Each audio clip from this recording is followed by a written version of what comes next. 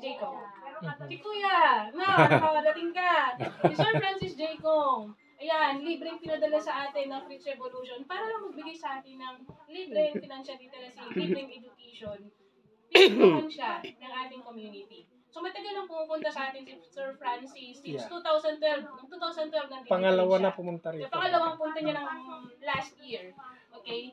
And meron din tayong entrepreneurship program. Ito yung gusto ko ipakita din natin na bakit ang dami ng entrepreneurs dito. Diba? Nung araw, wala naman puro Spanish lang nandito. Pero na-open up na kasi yung mind nila into business. So, kung hindi tayo makikipagsabay kasi sa magbi-business, tayo lang ang mabibentahan. Tama? Di ba? Kung titignan natin yung opportunity na pwede ba naman pala tayo maging entrepreneurs, ano naman may mga ways naman para matutunan natin.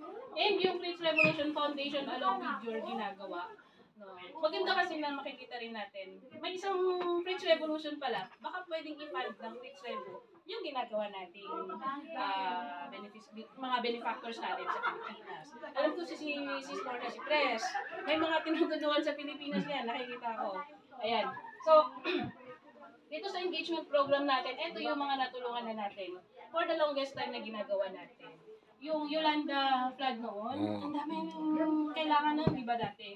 So, bagong-bago pa lang nag-start ang community natin dito na magbigay.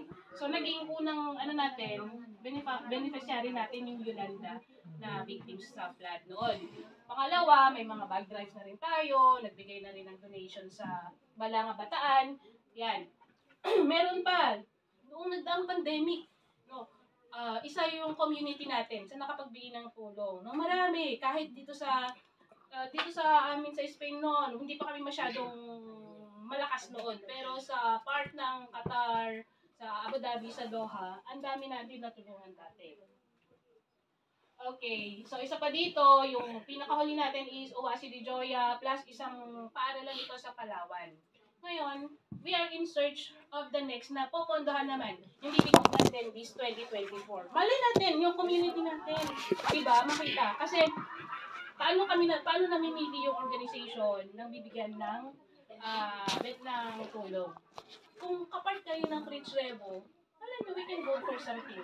Nung kasagsagan niya ng pandemic, isang community sa Cagayan ang nabigyan natin. Hindi na lang naisali dito. Cagayan de Yung Oro. grupo lang namin. Cagayan de Oro, Cagayan Valley. Cagayan Valley. Yan, pinuntahan ng vice president namin sila. Naka-isang bahay sila na malaki, parang nasa 20 yata sila. Mataas na parte ng bundok siya. 2021 yun. No? So, kung sila nabigyan ng opportunity, what more kung kabilang tayo dito sa community? Makakahanap tayo.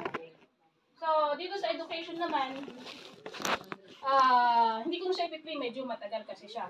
So, eto kasi, nagkaroon tayo ng online courses. During pandemic, nakita ang need to educate. Parang, ano ba ang pwedeng gawin nitong mga great minds na to? Kasi hindi lang kasi dito sa Spain yung community natin. Meron tayo mga nasa Saudi, sa UK, mga nurses, mga engineers, architects. So, naisip ng ating founder, si Sir Terence, na makipag-coordinate sa isang school sa Alabang. So, nagkaroon ng blended learning online, online nag-aaral habang naka-lockdown. So, noong 2021, ito yung first batch ng Bachelor of Science in Real Estate Management graduates. So, mayroon ng second batch, may third batch na. At ang maganda, habang ginagawa nila yung entrepreneurship na ito, doon sila kumikita, doon tayo kumikita. Kasi hindi pa ako nag-enroll. Yan, doon sila kumikita, doon din galing yung pang tuition nila. So, dahil nakatapos sila ng BSREM, karamihan sa kanila ay licensed brokers na.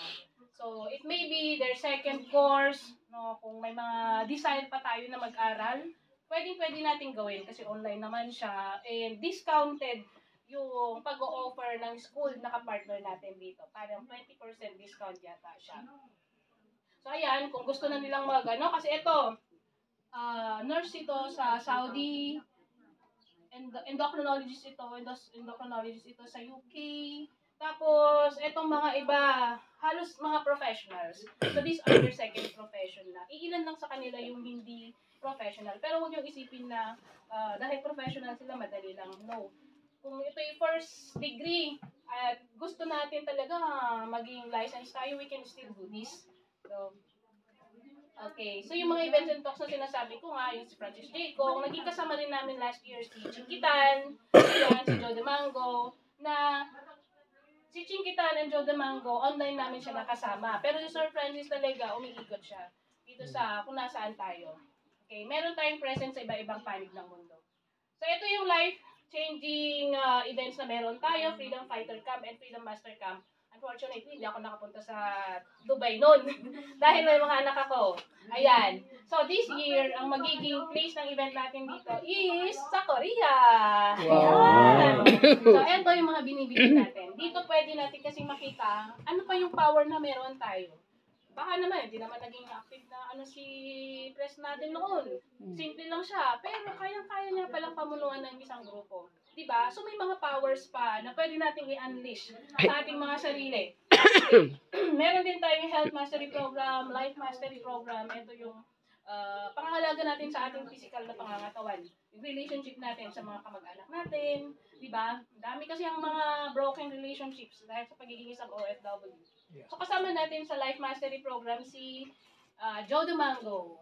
Ayan, si Kuya, kilala niyo si Joe De Mango. si Love Notes. Yes, nung araw. So meron din tayong Balik Mayaman Action Program, Freedom Business Action Program. Lahat ng mga ito, binibigay namin siya ng libre. Etong dalawa na to, iniintay namin yung face-to-face kasi I think magkakaroon kami ng face-to-face. Gusto namin magawa dito sa Madrid.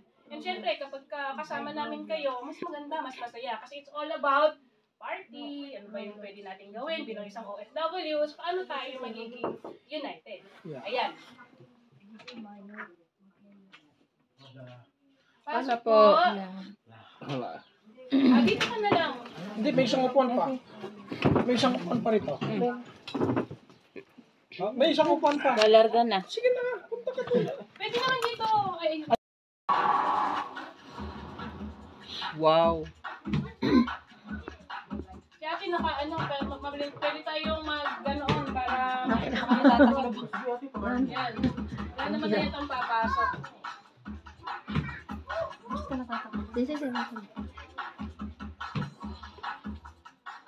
Nakita mo? Oo. Kapalik tayo. Ano na? Galak-galak. Ang ganda nga di makita.